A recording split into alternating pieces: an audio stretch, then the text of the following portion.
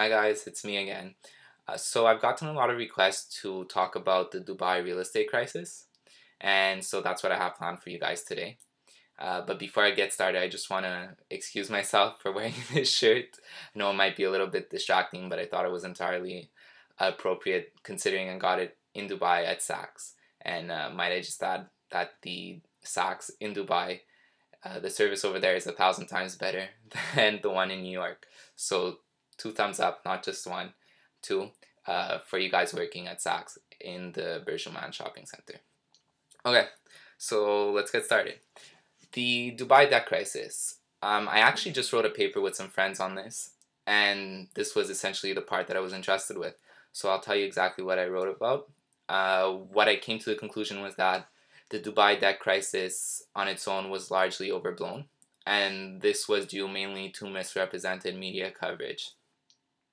What you'll notice is that a lot of the journalists who wrote about the situation didn't really have any financial backgrounds, and a lot of them really didn't understand the situation or even the idea of subordinated debt.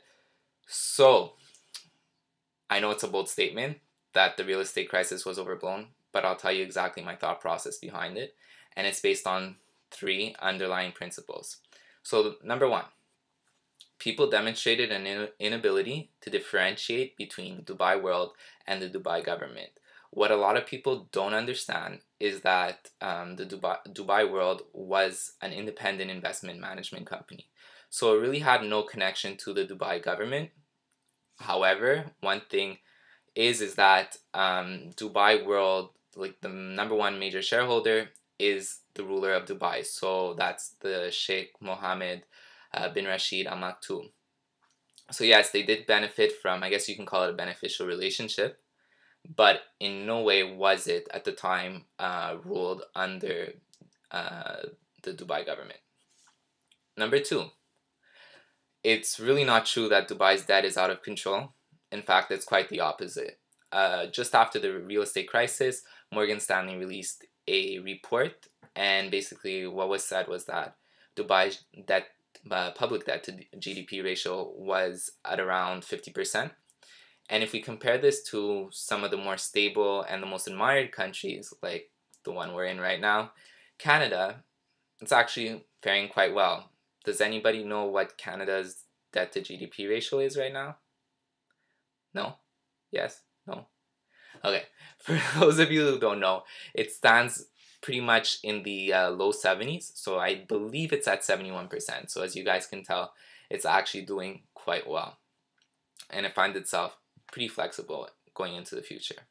Now, number three, there's this misrepresented idea that Dubai's economy is not diversified at all. So real estate is down, oil is down, Dubai is essentially doomed. Well, that's not exactly the case because oil only represents 3% of Dubai's GDP. And in fact, Dubai actually has no current reserves of oil that are being processed. So all this is going on in Abu Dhabi actually. And when real estate was at its prime, it only represented between 11 and 13% of GDP. So what we see is if we put those together at their maximums, we only account for 16% of GDP. So the Dubai economy in a sense is very, very, very diversified. Of course, this being on services. So all in all, based on these 3 points, Dubai finds itself in quite a favorable situation going on into the future.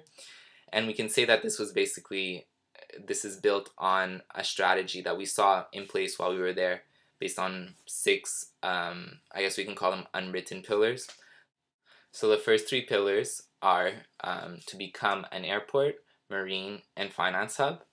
The next 2 are to sustain its position both in real estate and tourism. And the last one is to sustain its position as the go-to place for foreign workers doing business in the Middle East, which in fact it is. So what you see is that there's a lot of workers, let's say, who have business operations in Saudi Arabia, and what they do is they take a plane in the morning and come back at night because Dubai offers a lot more. It's a lot more safe and politically stable.